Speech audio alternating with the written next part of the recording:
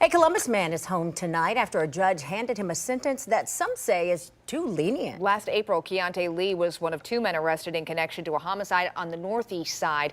Lee was originally charged with murder, but pleaded guilty to lesser charges, including reckless homicide. Now, yesterday, a judge released him on community control. 10 TV's Carla Rogner explains why some are critical of this decision. Carla? Yeah, that's right. Just last month, FOP President Brian Steele wrote letters to leaders within our local criminal justice system, questioning the use of community control as a sentence for violent offenders. It's essentially the same thing as being out on probation.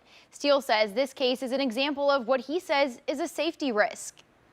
This was the scene just after midnight on April 9th of last year. Columbus police say 24-year-old Dedrick Robinson shot into this apartment building first. Then Keontae Lee and another man, Terrell Thomas, came out and shot back. Robinson was killed by a gunshot wound to his head. Both men were arrested and later pleaded guilty to lesser charges. Terrell Thomas now serving at least 8 years in prison for his role. Police reports show the deadly gunshot came from his gun.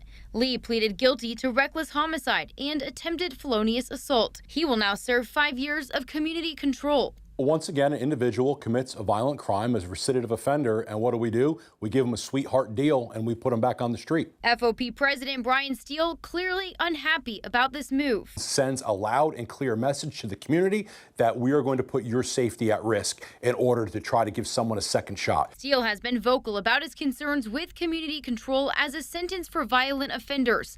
Most recently, after learning Devontae Dixon, the suspect accused in shooting 2 Mifflin Township police officers, had been sentenced to community control on 3 felony charges just last year. Yeah, you have to balance compassion. You have to balance accountability. We understand that. We're seeing this over and over and over. This is now a pattern. After that incident, he sent this letter to leaders in the local criminal justice system. Do you feel like any of your concerns are being heard within the prosecutor's office? I had a great conversation with the prosecutor. Again, we just have different theories of how we believe law enforcement is. Again, the prosecutor believes in the transformative justice. I believe you do the crime, you do the time. We try to rehabilitate you if we can, which is what prison is.